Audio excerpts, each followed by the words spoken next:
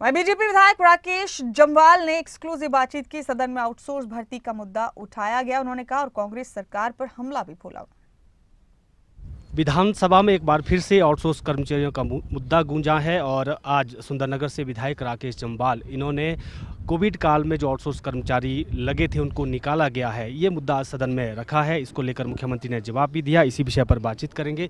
आपने ये विषय आज सदन में रखा है, हालांकि मुख्यमंत्री ने भी इसमें जवाब दिया। उन्होंने कहा कि जो नियम कायदे उस वक्त बनाने चाहिए थे, बिना नियमों के भर्तियाँ हुई हैं और ऐसी कई बार स्थिति बन जाती है, जैसे हरियाणा में वहाँ पर ऐसी भर्तियाँ हुई थी तो जेल जाना पड़ा था वहाँ पर लीडर्स को।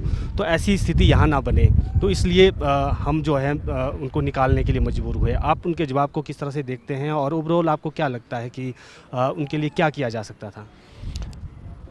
अच्छी नीयत से कोई काम करे तो मुझे लगता है फिर जेल नहीं जाना पड़ता। अभी वन मित्रों की भर्ती है और यह सरकार की उसके पीछे मंशा क्या है, ये पूरा प्रदेश देख रहा है, प्रदेश का युवा देख रहा है। जहां क्लास 3 और 4 के लिए इंटरव्यू बंद कर दी गई है, वहीं इन्होंने 10 नंबर जो हैं वो वन मित्रों की भर्ती के लिए रखे हैं। ये बड़ा संवेदनशील मुद्दा आज विधानसभा के अंदर हमने उठाया, क्योंकि प्रदेश में कोरोना के दौरान जिन नौजवान भाई बहनों ने अपनी सेवाएं दी थी, अपनी जान जोखिम में डालकर नौकरियां की थी, चाहे वो स्टाफ नर्सेज हो, चाहे वार्ड अटेंडेंट, वार्ड बॉय हो, सफाई कर्मचारी हो, ड्राइवर्स हो, ऐसी अनेकों कैटेगरी।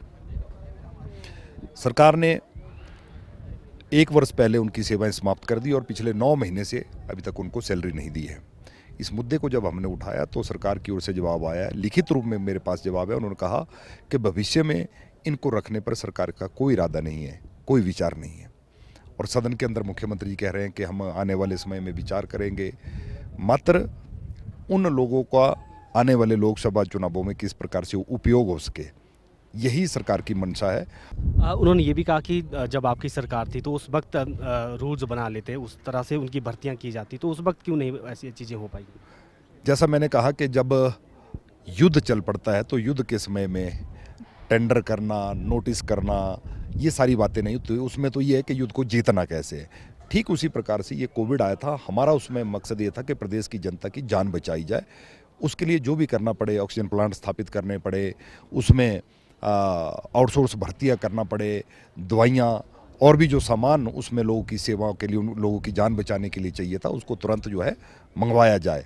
और उसमें जल्दी में अगर नियम कानून नहीं बन पाए तो मुझे लगता है कि अभी तो सरकार के पास पूरे 5 वर्ष का वक्त है, 14 महीने निकल गए। आप उनको निकालने की बजाय कोई उनके लिए कोई नियम कानून बना देते। हमने ये नहीं कहा कि उनको रेगुलर करो, हमारी मांग ये थी कि उनकी सेवाएं जो है वो जारी रखी जाए, ये मांग हमारी थी।